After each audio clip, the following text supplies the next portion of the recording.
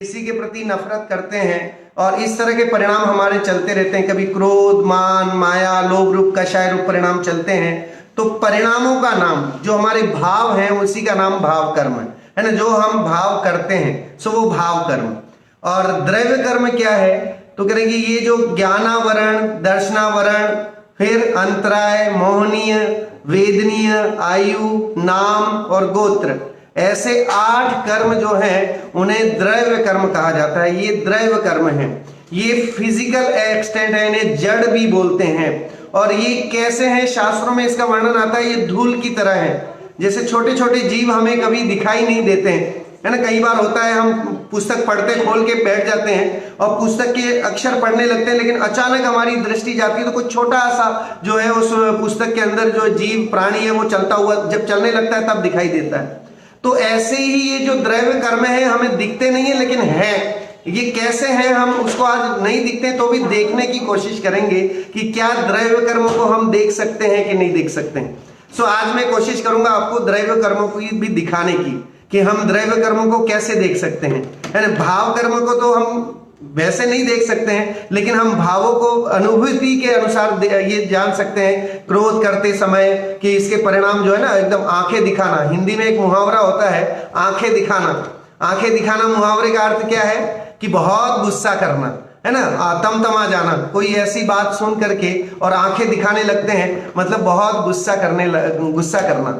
सो गुस्से का उस आवरण को देख करके, गुस्सा करते हुए देख करके हम अनुमान लगा लेते हैं कि भाई उसको जो उसके भाव कर्म भी जो है वो कैसे कषाय रूप चल रहे हैं। उसके भाव कैसे चल रहे हैं, कषाय रूप चल रहे हैं। तो भाव कर्म में दिखे कि नहीं दिखे तो हम उस तरह से अनुभूत कर सकते हैं। ऐसे ही द्रव्य कर्म की भी आज हम डिटेल में चर्चा करने वाले हैं, 8 कर्मों की। सो ये 8 कर्म जो है क्या वे हमें सुखी और दुखी कराते हैं कि नहीं, ये निर्णय हमें आज इस कक्षा से उठने के पहले, कक्षा पूरी होने से पहले निर्णय लेना है कि क्या कर्मों के द्वारा हम दुखी होते हैं या हम अपनी गलती से दुखी होते हैं, है ना। तो ये चीज हमें सीखनी है कि हम अपनी गलती से दुखी होते हैं कि कर्म के द्वारा दुखी होते हैं। कर्म हमें दुखी कर सकते हैं कि नहीं, ये भी आज हम सीखेंगे, है ना। आज का हमारा ऑब्जेक्टिव है कर्म हमें सुखी और दुखी करते हैं कि नहीं, इसके बारे में जानना।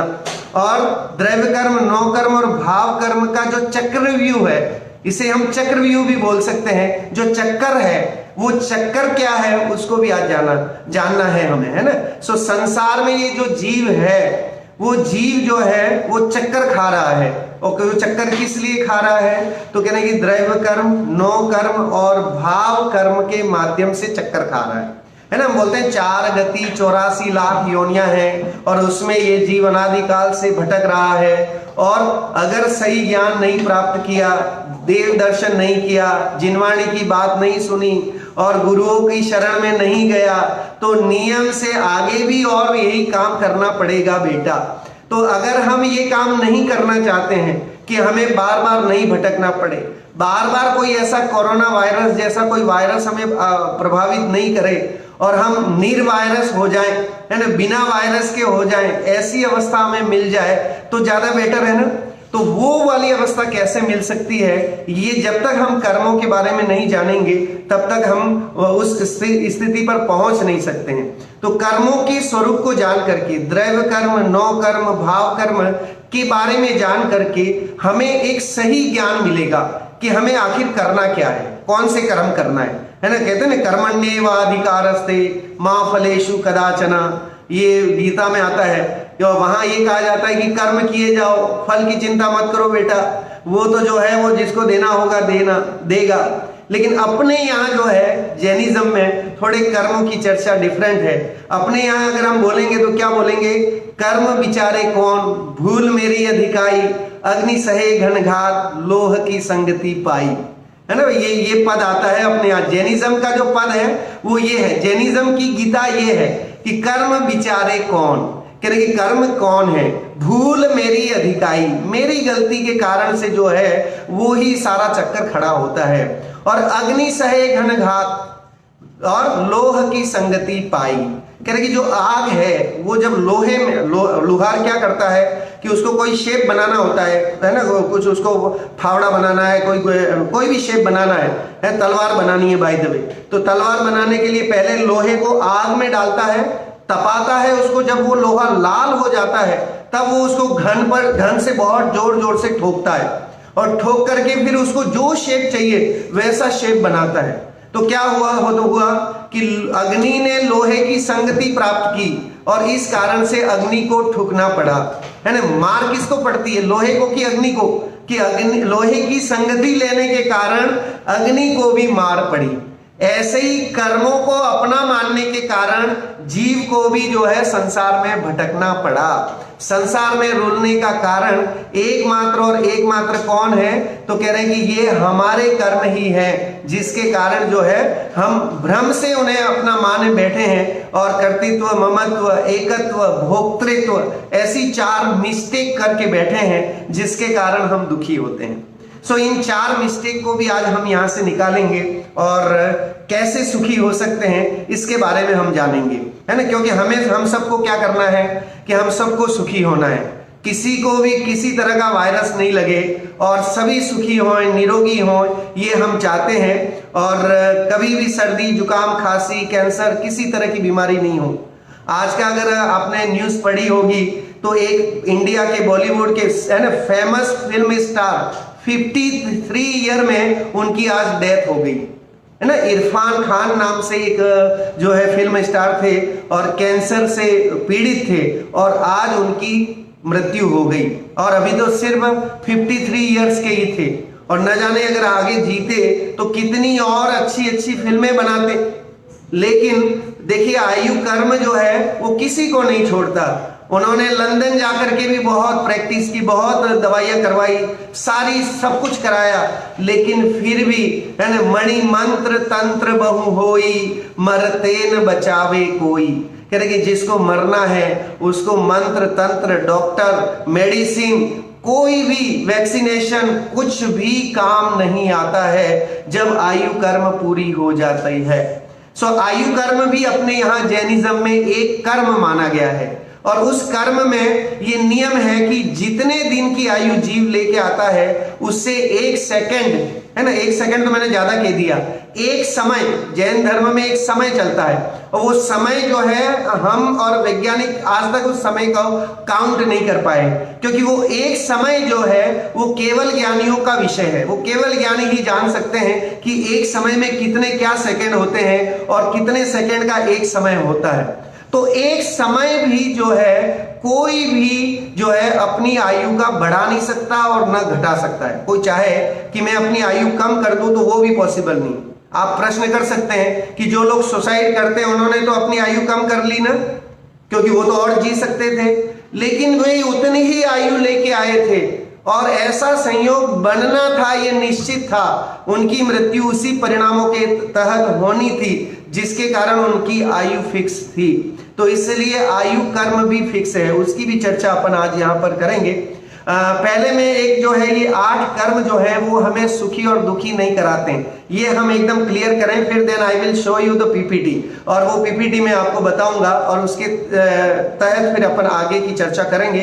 बहुत ही सुंदर चर्चा है ना, आपने पहले कभी सुनी होगी, और ये सुनने के बाद जो है हमारे मतलब आप समझ लीजिए कि ज्ञान चक्षु खुल जाने वाले हैं कि हमारी कितनी भ्रमणाएं, कितनी गलतियां जो है हम लोग करते आ रहे हैं, और वो गलतियां जो हैं आज हम यहाँ पर उसका पूरा निर्मूल करके और फिर हम जाएंगे।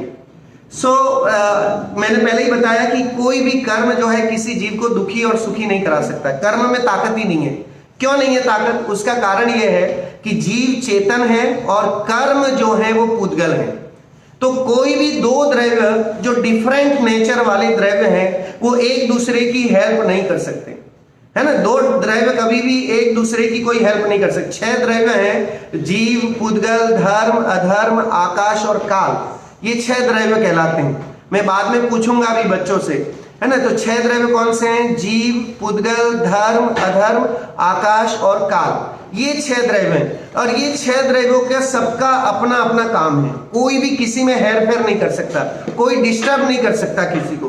अगर डिस्टर्ब करने लग जाएगा तो पूरी वस्तु व्यवस्था ही बिगड़ जाएगी, है ना, कोई सिस्टम ही नहीं रहेगा फिर। लेकिन जो विश्व में जो सिस्टम हमें दिखाई देता है, सभी अपने अपने में लीन है, सब अपने अपने काम में धंधे में लगे हैं। कोई नहीं बोलता है सूरज को कि सुबह आ जाना, कोई नहीं कहता है चंदा मामा को कि रात को आ जाना। कोई कहता है क्या?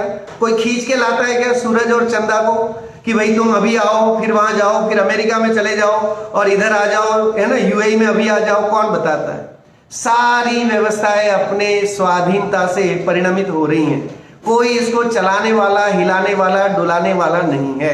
सब जो है होता स्वयं जगत परिणाम, मैं जग का करता क्या काम, स्तुति में आता है ना। तो कह रहे ये विश्व का जितना भी काम हो रहा है वो सारा बाय नेचर हो रहा है, इसको कोई करने वाला नहीं है। कोई कहे कि गॉड तो करते हैं ना, आप सभी बच्चों का प्रश्न हो सकता है कि गॉड हमें तो सब स्कूल में भी सिखाया जाता है, मम्मी पापा भी हमारे कई बार कहते हैं भगवान ने ये दिया, भगवान के, है ना, भगवान के दिए ही सब हुआ है, ये भगवान की कृपा है कि हमारे घर में मर्सिडीज कार है, बंगला है, रुपया है, पैसा है ना। घर में मम्मी पापा लोग भी ऐसी बातें करते होंगे। मैं थोड़ा डिफरेंट पढ़ाने वाला हूँ आज, है ना। तो डिफरेंट क्या है कि अपने जो भगवान है, अपने अरहंत भगवान और सिद्ध भगवान है, वो कैसे हैं? तो चुपचाप मंदिर में बैठते हैं, है ना। और कैसे बैठते हैं अरहंत भगवान? कैसे बैठते हैं? तो हाथ पे हाथ धरकर, है ना, हाथ पे हाथ धर के बैठते हैं कि नहीं? ऐसे अवस्था रहती है तो हाथ पे हाथ धरना मतलब इंडिकेशन है कि I am unable to do anything to you. वो क्या कह रहे हैं कि मैं कुछ भी आपके लिए नहीं कर सकता। हमारे अरहंत भगवान ही खुद ही, उनकी प्रतिमा ही बोल रही है कि मैं तो अपनी आत्मा में लीन हूं और तुम मेरे पास आके डिमांड लिस्ट लेके आओगे कि ये कर दो, ये मेरी विश लिस्ट है और इस विश लिस्ट को पूरा कर दो, तो कह रहे हैं कि वो पॉसिबल नहीं है। तो इसलिए जैन धर्म में अकर्तावाद कहा गया है। अकर्तावाद मतलब ईश्वर कर्ता नहीं है ना, किसी भी इस जगत को बनाने वाला ईश्वर नहीं है, बल्कि ये जगत स्वयं अपने परिणाम के अनुसार परिणमित होता है। और सारी वस्तुएं छह द्रव्य जो है जिससे विश्व बना है, तो ये छह द्रव्य अपने अपने स्वचतुष्टय बोलते हैं उसको। स्वचतुष्टय क्या चीज है? एक नया शब्द आया होगा आपके लिए। तो स्वचतुष्टय मतलब द्रव्य, क्षेत्र, काल और भाव, ये चार पैरामीटर्स होते हैं, है ना। इसके अनुसार हर तत्व, हर द्रव्य जो है वो परिणमित होता रहता है। कोई किसी को कुछ मिस्टेक या डिस्टरबेंस नहीं कर सकता। तो हम अब कहें कि कर्म कैसे हैं? क्या कर्म जानते देखते हैं, सुख दुख का अनुभव कर सकते हैं? तो कह रहे हैं कर्म सुख दुख का अनुभव नहीं कर सकते। आयु कर्म जो है वो सुख दुख का अनुभव कर सकता है? नहीं कर सकता। मौनी कर्म सुख दुख का अनुभव कर सकता है? नहीं कर सकता।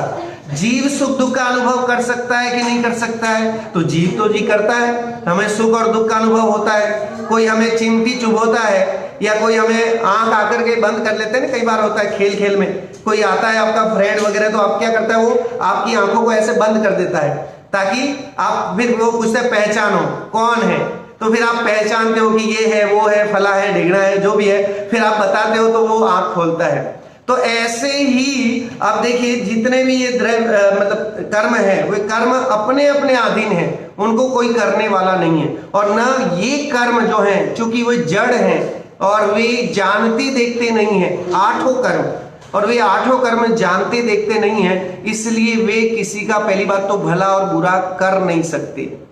फिर आप कहेंगे कि ये भला बुरा होता कैसे है ना, किसकी कौन करता है ये, मेरे को उससे मिला दो जरा तो मैं उसकी खबर ले लूं, है ना। तो भला बुरा करने वाले की, तो कह रहे ये भला बुरा भी जो होता है ये हमारी अपनी मिस्टेक से होता है। हम गलतियां करते हैं और उस अज्ञानता से, भ्रम से जो है वे कर्म जो है हमारी आत्मा से चिपकते हैं,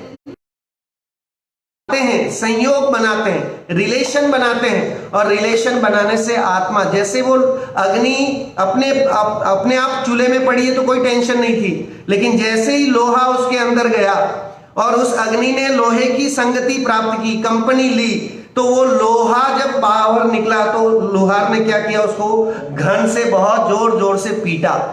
तो अब जब तक अगर हम कर्म, तो पूरे विश्व में कर्म भरे पड़े, कार्माण वर्गणाएं लबालब भरी हुई हैं, लेकिन जब ये जीव अज्ञानतावश उन कर्म वर्गणाओं से, उन कर्माण वर्गणाओं के साथ संयोगी भाव करता है और है ना भाव परिणाम करता है, भाव कर्म करता है, तो ये द्रव्य कर्म बंधते हैं। और द्रव्य कर्म जब बंधते हैं तो उसके उदय में जो है वो सामग्री मिलती है।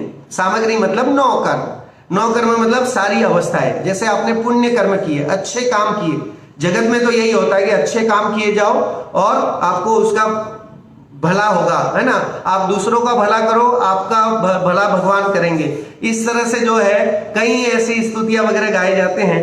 मैं कई बार जैसे अपन रेलवे स्टेशन में या रेलवे में जाते हैं, बस में जाते हैं, तो कई बार भीख मांगने वाले और वो लोग आते हैं, वो एक भजन गाया करते हैं। अच्छा सा भजन है वो, ये है, तेरे दुख दूर करेंगे राम, किए जा तू जग में भलाई के काम, तेरे दुख दूर करेंगे राम, है ना। ये जनरली जो भीख मांगने वाले लोग होते हैं और वो जो गरीब लोग होते हैं, वो ऐसे भजन वगैरह और ये गीत वगैरह गाते हैं। तो क्या कहते हैं, तू अपनी भलाई किए जा और तेरा दुख दूर है वो राम करेंगे। लेकिन जैनिज्म कहता है कि कोई राम नहीं बैठे हैं, कोई भगवान नहीं बैठे हैं कि तुम्हारे दुख दूर करेंगे। हाँ, ये जरूर है, जैनिज्म कहता है कि भलाई का काम हमें करना है, हर जीव के प्रति भलाई का। जैन धर्म एकेंद्रीय जीव की भी रक्षा की, भलाई की बात करता है। तो सामान्य जो पंचेंद्रिय जीव हैं, मनुष्य हैं, उनकी भलाई की तो बात होनी चाहिए, है ना। जगत में किसी को दुखी देखकर अगर हमारे मन में उसके प्रति करुणा की भाव नहीं आए तो वो जैनी नहीं है ना। जैनी तो वही होता है कि हम किसी को दुखी देख करके हमारा हृदय भी अंतर में द्रवित हो जाए कि देखो कैसा उसके पाप का उदय चल रहा है ना। हम चाह करके भी उसकी सहयोग या सहायता नहीं कर सकते, और अगर हम कर पाते हैं, हमारी इतनी वो है, तो हमें जरूर ऐसे लोगों की सहयोग करना चाहिए, है ना। उसमें कहीं दिक्कत नहीं है। लेकिन मैंने एक बात और उस दिन बताई थी कि दान देने में भी विवेक रखना हमें जरूरी है कि हम दान जिसे दे रहे हैं वो मकार का सेवन करने वाला व्यक्ति तो नहीं है, मद्य मांस मधु इसका सेवन करने वाला व्यक्ति है। उसको आप पोषण करेंगे तो आगे वो जाकर के मांस ही खाएगा, शराब ही पिएगा, तो फिर उसमें फायदा नहीं है। तो किसको दें हमारे यहाँ, इसीलिए श्रावक, श्राविका, मुनि, आरिका, इनको ही दान देने की बात कही गई है, क्योंकि ये लोग जो हैं धर्म मार्ग में लगे हुए हैं, खुद धर्म में लगे हैं, दूसरों को भी जोड़ते हैं, और इस तरह से ये धार्मिक काम करते हैं, प्रभावना का काम करते हैं। तो हमें पात्र को भी देख करके फिर दान देना चाहिए। ये अलग बात है, आज यहाँ विषय नहीं है, इसलिए उसकी हम विशेष चर्चा नहीं करेंगे। आज हमें बात करनी है कर्मों के बारे में। जो 8 कर्म हैं, सबसे पहले ज्ञानावरण कर्म, फिर दर्शनावरण, फिर हो गया मोहनीय और अंतराय। ये 4 कर्म जो हैं ये बड़े बादशाही कर्म हैं। कौन कौन से? अगेन मैं बोल रहा हूं, ज्ञानावरण, दर्शनावरण, मोहनीय और अंतराय कर्म। ये 4 कर्म कैसे हैं? बादशाही कर्म हैं। और ये 4 कर्म आत्मा के अनुजीवी गुणों का घात करते हैं। आत्मा की रियल जो गुण है ना, जो आत्मा के साथ चलने वाले गुण हैं, उन गुणों का घात करते हैं। आत्मा के जो अंतर में इनबिल्ट जो गुण है, आत्मा के इनबिल्ट गुण है, उनका घात करते हैं। इस कारण से इनका नाम है घातिया कर्म। इनको क्या बोलते हैं? घातिया कर्म, क्योंकि ये आत्मा के इनबिल्ट गुणों का घात करते हैं, अनुजीवी गुणों का घात करते हैं। इस कारण से इनको घातिया कर्म बोलते हैं। अब देखिए, मोहनी कर्म सबसे बड़ा है ना। मोह कर्म सबसे तीव्र है। मोहनी कर्म के उदय से तो बड़े बड़े पाप होते हैं, और उसके कारण से न जाने कौन कौन से दुखों में जाना पड़ता है, नरक के डंडे खाने पड़ते हैं, और सीरियन चांदी के एकेंद्रीय निगोद में तक जाना पड़ता है। सो ये 4 घातीय कर्म हो गए। उसके बाद बहुत आसान है अघातीय कर्म को भी जानना। जो आत्मा के अनुजीवी नहीं, प्रतिजीवी गुणों का घात करते हैं, उन्हें बोलते हैं अघातीय कर्म। सो वो है वेदनीय, आयु, नाम और गोत्र। फिर से पूरे 8 कर्म बोलता हूं। ज्ञानावरण, दर्शनावरण, मोहनीय, अंतराय, वेदनीय, आयु, नाम और गोत्र। ऐसे ये 8 कर्म होते हैं। और इन 8 कर्मों पर एक बहुत ही सुंदर कविता आज मैंने खोजी है और वो कविता आपके सामने सुनाता हूं कि इन 8 कर्मों का कोई दोष नहीं है। बेचारे ये 8 कर्म उसी अग्नि और लोहे की संगति के हिसाब से आत्मा इन 8 कर्मों के संगत में आ जाती है भ्रमवश, और जिसके कारण आत्मा ठगाई जाती है और आत्मा जो है वो अनेक भवों में रुलती रहती है। लेकिन जो इन कर्मों से अप्रभावित रहती है, जो ज्ञानी होते हैं, हमारे मुनिराज जो होते हैं, उनके कर्म का उदय आता है तो भी वे प्रभावित नहीं होते हैं और बिना प्रभावना के और वो जो है वो सुखी रहते हैं। इसलिए कर्म कुछ भी काम नहीं करते हैं, ये हमारे मुनिराजों से हमें सीखने को मिलता है ना। आप देखिए सुकुमाल मुनिराज का उदाहरण हम बार बार लेते हैं कि सुकुमाल मुनिराज की जो मुनि अवस्था में श्रृगालनी 3.5 दिन तक उनके शरीर को नोचती रही, खाती रही। तो अब अगर मैं क्वेश्चन करूंगा कौन से कर्म के उदय से श्रृगालनी उनको खाती रही, साता वेदनीय या असाता वेदनीय? दो वेदनीय कर्म में 2 भेद होते हैं, एक साता वेदनीय, एक असाता वेदनीय। साता मतलब अनुकूलता की आभास होना, अनुकूलता की फीलिंग होना, है ना, लग्जरियस फीलिंग होना, उसका नाम साता। और जहां दुख की फीलिंग होती है कि अरे बहुत दर्द हो रहा है, बहुत दुखी है, पीड़ित है, ऐसी भावना जो होती है उसका नाम असाता है। तो मुनिराज को श्रृगालनी खा रही है, लेकिन मुनिराज को बाल वाका भी नहीं कर पाई, मुनिराज को जरा भी फर्क नहीं पड़ा, वे उससे अप्रभावित रहे। तो उनके साता का उदय है कि असाता का उदय है? कहने में तो आएगा कि असाता का उदय है।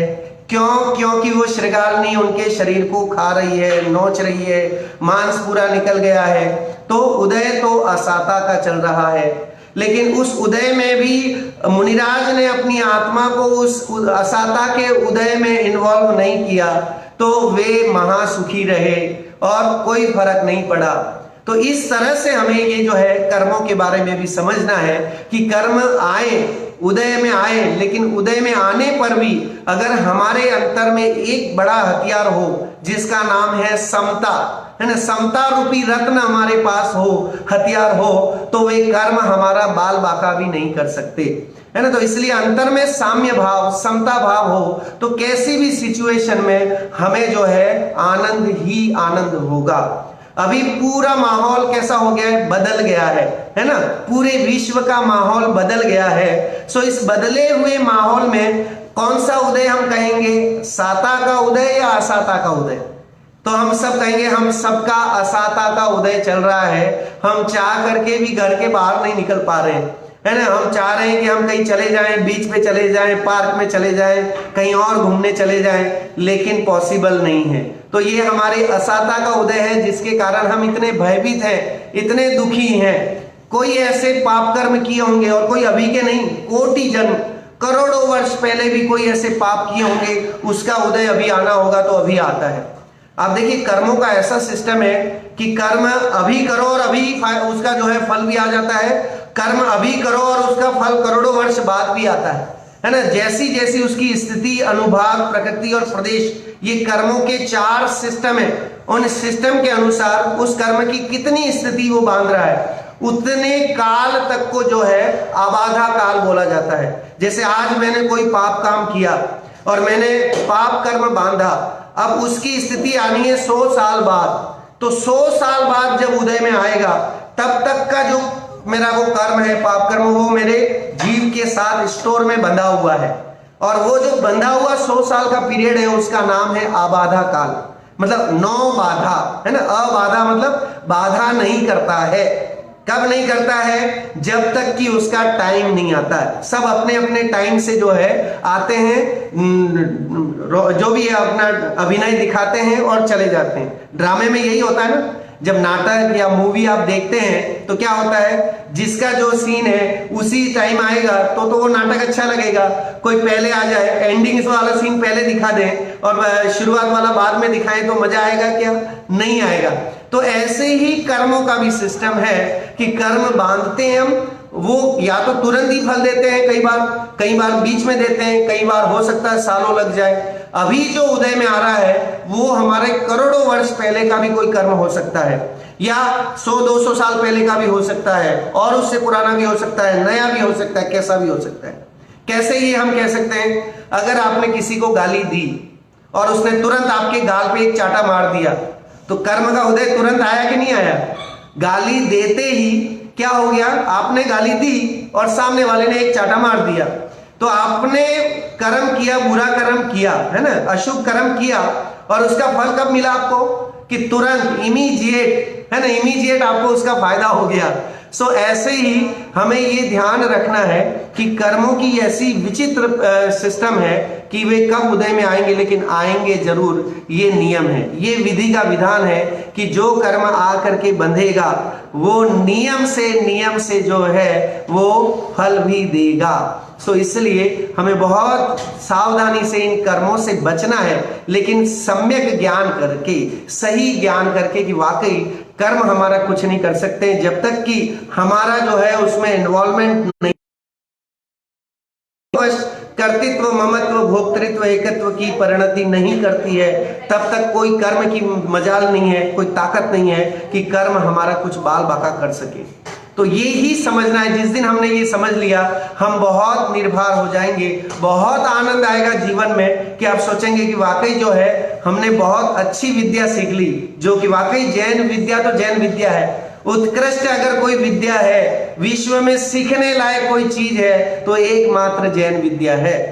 पहले भी मैं आपको बता चुका हूं कि पहले राजा महाराजाओं के समय आश्रम व्यवस्था में जो है सब कुछ सिखा देते थे, लेकिन उसके बाद उस राजकुमार को अध्यात्म की बातें, धर्म की बातें सीखना जरूरी था। अगर वो धर्म की परीक्षा में पास नहीं होता था तो उसको आश्रम से निकलने नहीं दिया जाता था। लेकिन आजकल शिक्षा ही नहीं रही, है ना, लोग स्कूलों में सिखाते नहीं है, माँ बाप के पास टाइम नहीं है, तो कौन सिखाए बच्चों को संस्कारित बातें। तो इसलिए बहुत जरूरी है कि हम अपने बच्चों को जैन विद्या जरूर सिखाएं, क्योंकि जीवन में हर सिचुएशन में समता भाव कैसे धारण करेगा। एमबीबीएस की डिग्री लेकर के समता भाव नहीं सीखेगा वो, या सीए की डिग्री लेकर के अंतर में समता भाव लाना नहीं सीखेगा। कैसे सीखेगा? तो कह रहे हैं इसी माध्यम से, जैन विद्या के माध्यम से जो है वो सीखेगा। और ये जैन विद्या सिर्फ बच्चों के लिए ही नहीं, बड़ों को भी अभी भी जिन्होंने नहीं सीखा है उनके लिए भी ये जो है बहुत आनंदकारी विद्या है जो हमें सीखनी है। तो इसलिए 8 कर्मों के बारे में एक अच्छी सी कविता मुझे आज मिली, तो आप लोगों के निमित्त से मेरा भी स्वाध्याय और बढ़ता है इससे। तो मेरे को बहुत अच्छी जो है कविता मिली जो आपके सामने शेयर करता हूं। फिर हम पीपीटी के माध्यम से आगे बढ़ेंगे, फटाफट करेंगे तो थोड़ा समय के अनुकूल हम काम करेंगे, और नहीं तो बचेगा तो बाद में कभी फिर हम कर्म के बारे में और एक क्लास भी कर सकते हैं। तुम्हारी जिंदगी में अहित हुआ, इसमें दूसरों का क्या दोष, है ना। हमारी जिंदगी में बहुत सारी गलतियां होती हैं, बुरा होता है। लोग कई बार जो है वो भगवान के सामने जाते कहते हैं भगवान मेरे साथ ही क्यों ऐसा होता है ना, मैंने ही क्या किया ऐसा है जो मेरे को ऐसी पत्नी मिली, ऐसे परिवार वाले मिले, ऐसी सास मिली और ऐसे सब घर वाले मिले। तो हम क्या है, दोष देते हैं कि मेरे साथ ही क्यों होता है। हम दोष देते हैं ना, मंदिर में जाके भी भगवान के सामने भले खुले में नहीं बोलते तो मन ही मन में तो जरूर बोलते हैं कि हे भगवान, न जाने मैंने ऐसा क्या किया था कि मेरे साथ जो है ऐसा हुआ। आप मानेंगे नहीं, एक विद्वान थे, जिनेंद्र जी नाम था उनका, और उनकी मतलब वो विद्वान थे, जैन धर्म के विद्वान थे, और उनकी पत्नी जो थी वो बड़ी ही क्रोध स्वभाव की और वैसी थी।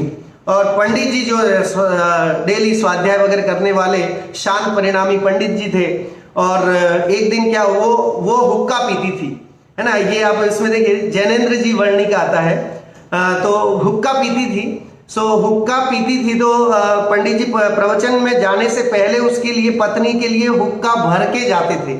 और हुक्का एक दिन क्या गलती से हुक्का भरना रह गया या कुछ हुआ, तो पत्नी ने साकर लगा के दरवाजे बंद कर लिए कि अब आएंगे तो देखा जाएगा। और फिर कहीं सूचना भेजी उन्हें कि आज हुक्का नहीं भरा गया है। तो पंडित जी को जैसे ही खबर हुई कि भाई आज तो जो है वो बड़ी कषाय करने वाली वो है और ऐसी पत्नी है, तो वो प्रवचन में बीच में सबसे माफी मांग करके कि मैं अभी 5 मिनट में आया, वो प्रवचन छोड़ करके और गए और वहां दरवाजे खटखटाया। तो जैसे ही दरवाजा खटखटाया, पहले तो खोला ही नहीं, और जब खोला तो जो है क्या किया कि जैसे ही पंडित जी अंदर गए जाने को हुए और उसने एक पूरा घड़ा पानी लेकर के पंडित जी के माथे पे डाल दिया। तो पंडित जी ने बोला, पंडित जी की समता भाव देखिए यहाँ पर। पंडित जी ने बोला आज तक तो तू गरजती थी लेकिन आज बरस भी गई। सो इस तरह से अभी तक तो वो जो है वो गरज गरज के और डरा डरा के रखती थी, लेकिन आज जो है वो बरस भी गई, पानी का मटका भी जो है माथे पे डाल दिया। इस तरह की समता भाव वाले जीव भी होते हैं। तो आप देखिए कर्म का उदय चाहे कैसा भी हो, लेकिन आपके परिणाम अगर शांत रूप है, आप उसमें इन्वॉल्वमेंट नहीं होते हैं, तो आप उस कर्म की मजाल नहीं है कि हमें दुखी कर सके। सो देखिए तुम्हारी जिंदगी में अहित हुआ, इसमें दूसरों का क्या दोष? गहराई से चिंतन करो, इसमें दोष तुम्हारा है। ठीक है, तुम्हारी जिंदगी में अहित हुआ, इसमें दूसरों का क्या दोष? गहराई से चिंतन करो, इसमें दोष तुम्हारा है। 100 बार समझाने की कोशिश की, 100 बार समझाने की कोशिश की, पर कुछ न पल्ले पड़ गया, पर कुछ न पल्ले पड़ पाया। इसमें पढ़ाने वाले गुरु का क्या दोष? इसमें तो ज्ञानावर्णी कर्म तुम्हारा है ना। बहुत ही सुंदर बात है। पहला जो है ज्ञानावर्णी कर्म, उसको डिफाइन करने की ये अच्छी सी पंक्तियां हैं। 100 बार समझाने की कोशिश की पर कुछ न पल्ले पड़ पाया। इसमें पढ़ाने वाले गुरु का क्या दोष? इसमें तो ज्ञानावर्णी कर्म तुम्हारा है। हम कई बार कहते हैं कि देखो मैं खुद शिक्षक हूं, इसलिए मैं जानता हूं कि मेरी क्लास में 30 बच्चे पढ़ते हैं, लेकिन 30 A1 ग्रेड नहीं लाते हैं, है ना। 30 में से मुश्किल से 5, 7, 10 जितने भी ला पाते हैं उतने ही लाते हैं। और बाकी के साथ मैं कितनी भी मेहनत कर लूं, माता पिता कितने ट्यूशन लगा लें, कितना भी कर लें, लेकिन अगर ज्ञानावर्णी कर्म का उदय है तो उस बच्चे के साथ आप कितना भी लग जाओ कुछ भी नहीं होगा। गुरु को हम दोष देते हैं, अरे स्कूल में पढ़ाया नहीं, है ना, ट्यूशन वाले टीचर ने नहीं पढ़ाया, इस कारण से बच्चा फेल हो गया या उसके अच्छे मार्क्स नहीं आए। लेकिन इसके पीछे जो है वो ज्ञानावरण का दोष है, ज्ञानावरण कर्म का उदय चल रहा है। इस कारण से कितना समझाओ तो भी नहीं आता है समझ में। अगर अभी हमारे जहन में कोई बात बैठ रही है तो ज्ञानावरण का उदय नहीं है जिसके कारण बैठ रही है। नहीं तो आप चाह रहे हैं कि आज मैं मंदिर जाऊं, प्रवचन सुनूं, और पता पड़ा कि बीच में फोन आ गया, कोई और ऐसी दुर्घटना हो गई और कि कोई बुरी सूचना सुन ली, तो आपका मन पूरा विचलित हो जाता है। कौन सा उदय है? आप चाह रहे थे ज्ञान अर्जित करना, लेकिन बीच में ऐसी बाधाएं आ गई, तो इसे बोलते हैं आवरण कर्म। आवरण मतलब पर्दा, जो आपके ज्ञान पर पर्दा डाल दे उसका नाम है ज्ञानावरण कर्म। ठीक है, आप चाहते हैं जानना लेकिन नहीं हो पाता है। सो इसका नाम है। इसलिए कभी गुरुओं को दोष नहीं दें, वो ज्यादा बढ़िया है। और हम ये माने कि आवरण कर्म के कारण ही जो है ज्ञान नहीं हो पाता। नींद तुम्हें पूरे दिन आए, दिन के लक्ष्य पूरे ना हो पाए। नींद तुम्हें पूरे दिन आए, दिन के लक्ष्य पूरे ना हो पाए। इसमें रात भर जगाने वाले बच्चे का क्या दोष? दोष तो दर्शनावर्णी कर्म तुम्हारा है। कई बार होता है माताएं जो है जन्म देती हैं बच्चों को, तो नया नया बच्चा होता है ना, मुश्किल से महीने भर का बच्चा होता है, 2 महीने का, 5 महीने का, 6 महीने का बच्चा रात भर नहीं सोता है, माँ को सोने ही नहीं देता है। और वो करेगा भी क्या कि जैसे ही माँ के सोने का टाइम होगा वो जाग जाएगा और 11 बजे से लेके सुबह 4 बजे तक जगा रहेगा। अब वो माँ बेचारी जो है, हर माँ की कहानी है ये कि हर माँ ने, जिस माँ ने बच्चे को जन्म दिया है उसने ये एक्सपीरियंस तो लिया ही लिया होगा कि माँ चाह रही है सोना, लेकिन बच्चा जो है वो जगा हुआ है। अब वो चिल्लाए जा रहा है, रोए जा रहा है, तो माँ दूध पिलाने के लिए, बच्चे ने अगर सुसु कर ली है, कुछ कर लिया है, तो उसको बदलने के लिए जो है रात भर जगती है। और इस तरह से जो है, इसमें हम दोष किसको देते हैं? तो दोष कहते हैं ये बच्चे को। माँ सुबह उठ के क्या कहती है, इसने तो मेरे को रात भर नहीं सोने दिया, परेशान कर डाला, तो हम दोष देते हैं बच्चे को। लेकिन कह रहे वहां पर भी माँ के दर्शनावर्णीय कर्म का उदय है। और दर्शनावर्णी कर्म में बहुत अच्छी चर्चा है जिसको अपन पीपीटी के माध्यम से समझेंगे कि नींदें कितनी तरह की होती हैं। जैन धर्म में नींद कितनी तरह की होती है उसकी चर्चा भी है ना। प्रचला, फिर निंद्रा, स्थान गृद्धि, इस तरह से पूरे उसके भेद है, उसकी चर्चा अपन करेंगे, समय अगर रहा तो, नहीं तो कल करेंगे, कोई बात नहीं। हाँ, सो नींद तुम्हें पूरे दिन आए, दिन के लक्ष्य पूरे ना हो पाए। इसमें रात भर जगाने वाले बच्चे का क्या दोष? दोष तो दर्शनावर्णी कर्म तुम्हारा है।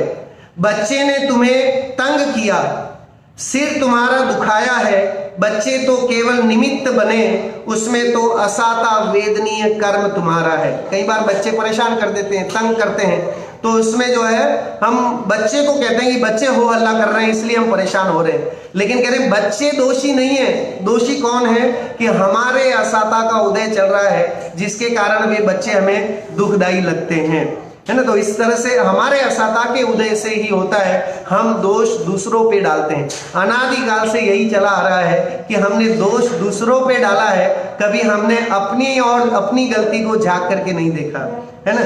बुरा जो देखन में चला, है ना, बुरा न मिलिया कोई, और जो नित देखा आपना, मुझसे बुरा न कोई।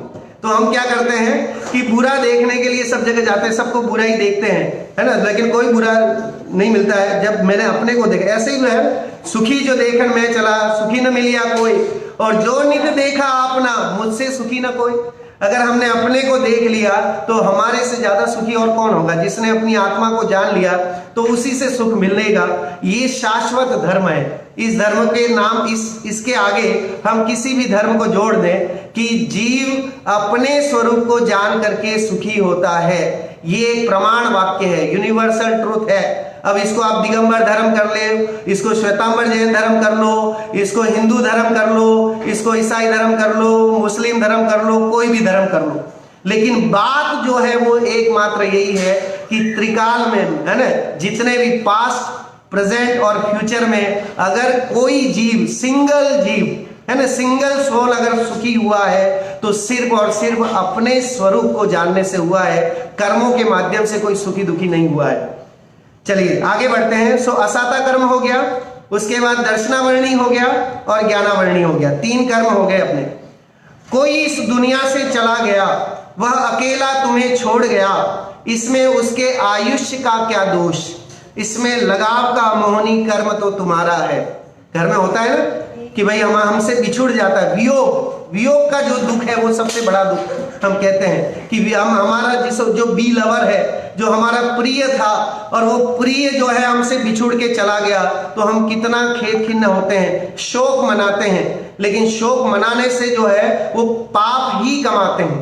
किसी के मरने पर, हमारे प्रियजन के मरने पे कह रहा हूं, अपने परिवारी जन के मरने पर भी अगर हम शोक मनाते हैं, रोते हैं और अपने भाव आर्त और रौद्र रूप परिणाम करते हैं, तो आप धर्म नहीं कमाते हैं। आप दुखड़ा रो करके धर्म नहीं कमाते हैं, आप दुखड़ा रो करके पाप का अर्जन करते हैं। तो आप कौन बताएगा ऐसी बातें।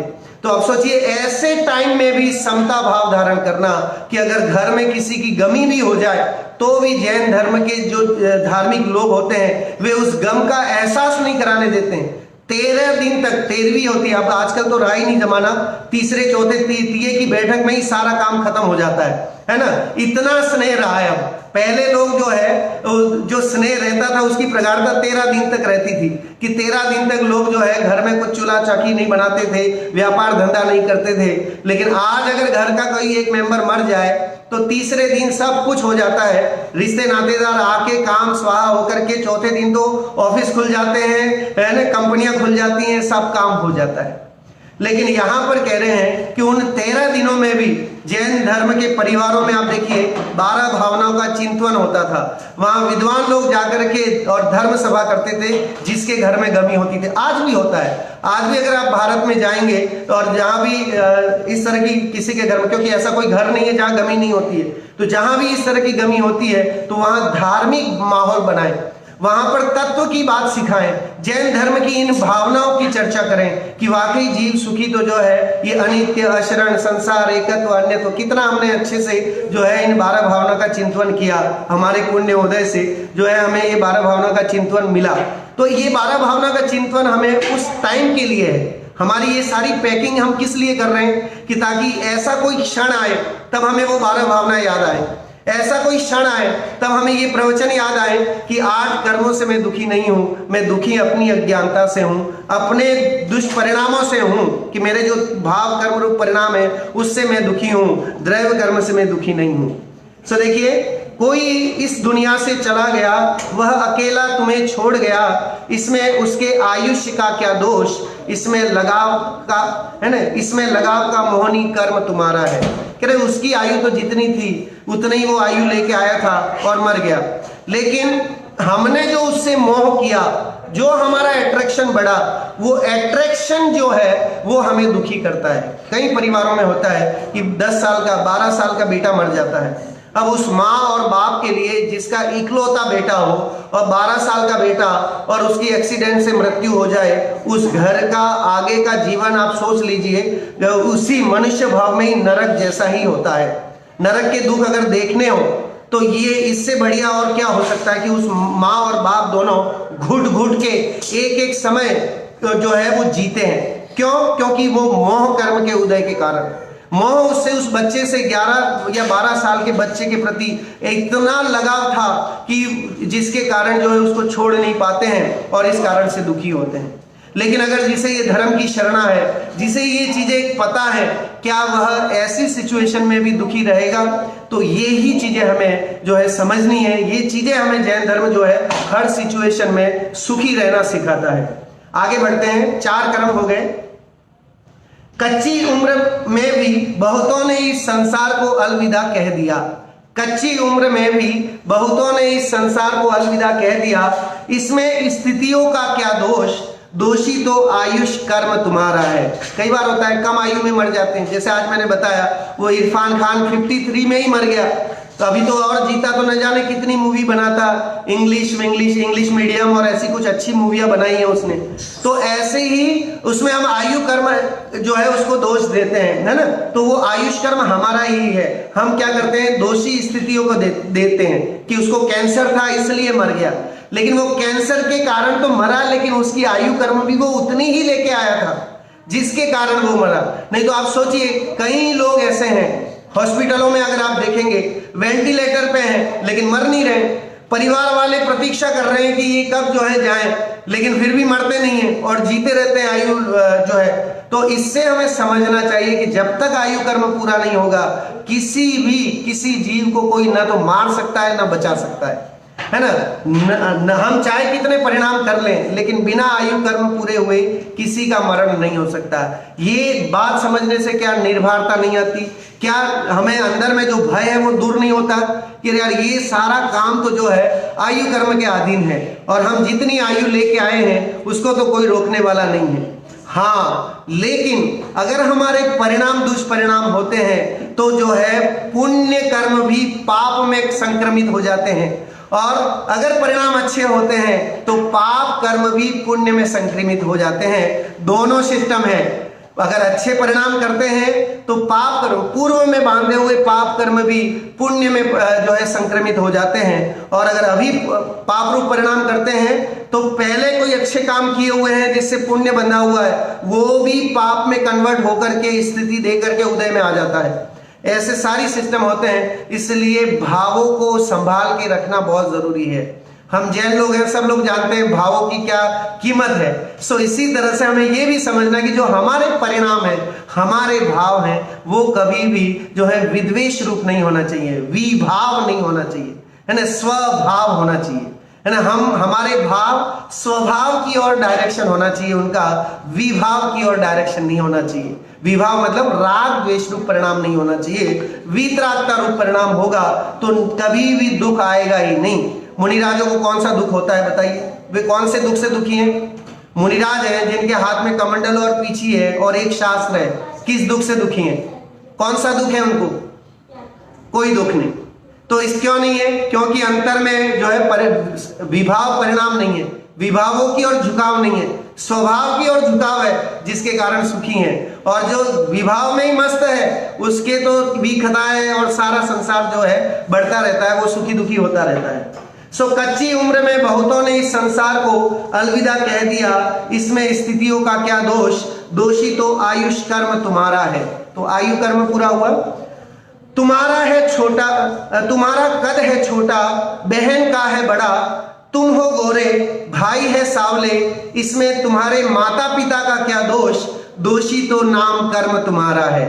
कोई कहते हैं एक ही परिवार में है ना, बेटा बहुत सुंदर गोरा होता है और बेटी देखो तो काली होती है। तो अब इसमें हम किसको दोष दें? माता पिता को, कि भाई माता पिता के जो है सूत्रों के कारण जो इस तरह से हुआ।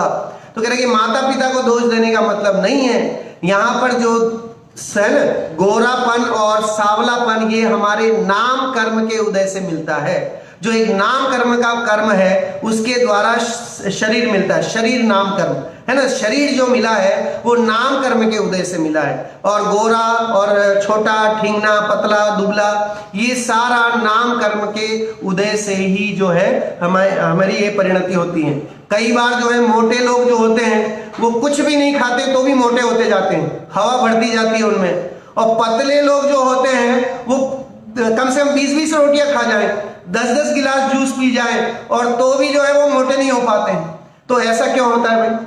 मेरा फ्रेंड था जयपुर में, जब मैं हॉस्टल में रहता था तो मेरा मतलब क्लासमेट एकदम दुबला पतला और वो खाने में इतना माहिर है ना कि पूरी क्लास में सबसे ज्यादा रोटियां वो खाए। गरम गरम रोटियां आती थी हॉस्टल में तो कम से कम 25-30 रोटियां खा जाता था वो। और जब खीर बनती थी तो कम से कम 20 गिलास खीर पी जाता था, लेकिन था एकदम सुखड़ा सा, पतला सा। और मेरी क्लास में एक बहुत मोटा भाई लड़का था और वो मोटा लड़का कुछ नहीं खाए बेचारा। उसके घर वाले बार बार कहे कि बेटा ज्यादा मत खाना, ज्यादा मत खाना। मेरे सामने बगल वाली उसमें बैठे सीट पे और मुश्किल से एक रूखी सूखी रोटी खाए तो भी वो बेचारा परेशान कि मैं मोटा होता जा रहा हूँ, मोटा होता जा रहा हूँ, मेरा वजन बढ़ता जा रहा है। तो वजन बढ़ना, कम होना, लंबा होना, ठीगना होना, गोरा होना, काला होना, ये सारा नाम कर्म के उदय से होता है। और इस कारण से हम दोष दूसरों को देते हैं कि भाई मेरे पापा ठीगने इसलिए मैं ठीगना हुआ, है ना। हम दोष किसको देते हैं? मम्मी पापा को, कि मम्मी पापा काले हैं इसलिए मैं काला हुआ। लेकिन करेंगे हमारे नाम कर्म के उदय के कारण से हमें ये स्थितियां मिलती हैं। चलिए, दूसरों की अमीरी की चकाचौंध देखकर भाग्य तुम अपना कोसते हो। ठीक है, दूसरों को देख करके हमें लगता है कि हाय देखो उनके पास इतना पैसा है ना, टाटा बिरला के पास इतना पैसा है, हमारे पास तो कुछ नहीं है। और इस तरह से हम दूसरों की अमीरी को देख करके खुद को दोष देते रहते हैं। इसमें भगवान का क्या दोष? गोत्र कर्म तुम्हारा है। कह रहे कि हम भगवान को दोष देते हैं, हे भगवान तुमने उसको तो अमीर बना दिया और हमें जो है गरीब के गरीब रखा, हमारे घर में है ही नहीं कुछ खाने को। तो इसमें दोष जो है अमीरी और गरीबी का दोष हम भगवान को नहीं दे सकते। किसको दे?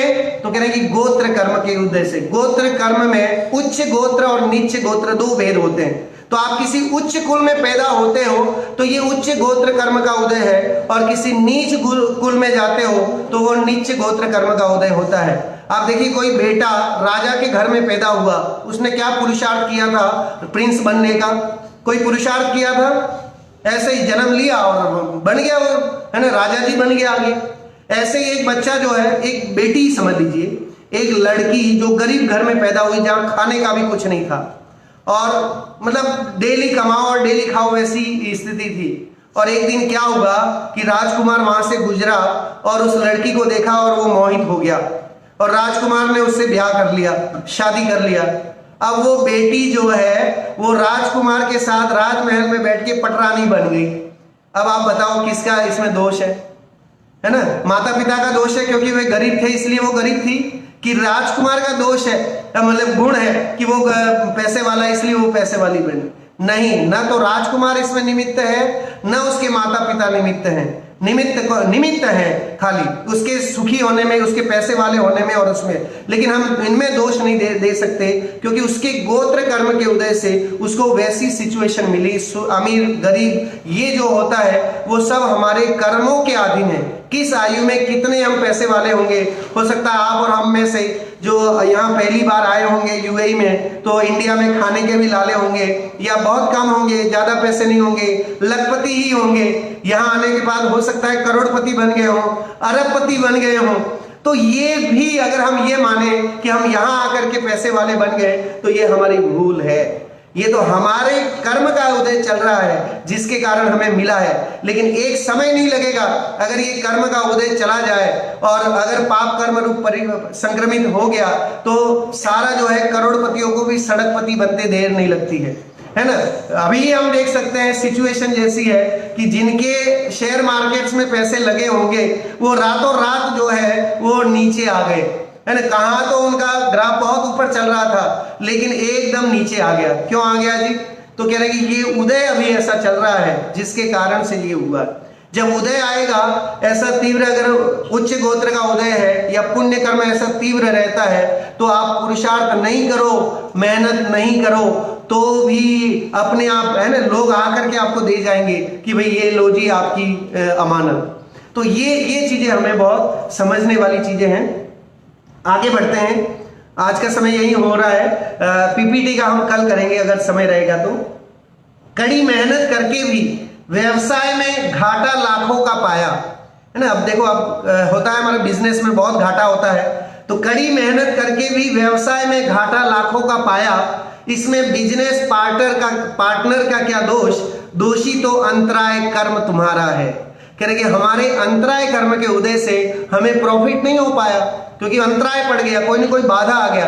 ये कोरोना वायरस ऐसा बाधा अंतराय पड़ गया कि जिसके कारण जो प्रॉफिट होना था वो बिजनेस वालों को, नौकरी पेशा करने वाले को नहीं हो पाया, है ना। नौकरी पेशा करने वाले की सैलरी रिड्यूस हो गई है, और समझ लीजिए जो बिजनेस करने वाले थे उनका सब धंधा चौपट है। तो उसमें हम कोरोना वायरस को दोष दें कि भाई ये कोरोना वायरस के कारण मेरा जो है वो सारा धंधा चौपट हो गया। कह रहे कि कोरोना वायरस तो बेचारा क्या करेगा, वो तो एकदम एकेंद्रीय जीव है, और वो एकेंद्रीय जीव की क्या मजाल कि आपके बिजनेस को चौपट करे। लेकिन हमारे उदय ऐसे चल रहे हैं, अंतराय कर्म का उदय ऐसा तीव्र है कि जिसके कारण जो है जो प्रॉफिट होना था वो नहीं हो पाया। अरे हमें ही क्या, आदिनाथ भगवान का ही ले लीजिए, ऋषभ है ना, आदिनाथ भगवान ने, मुनि आदिनाथ ने जो है 6 महीने तपस्या की।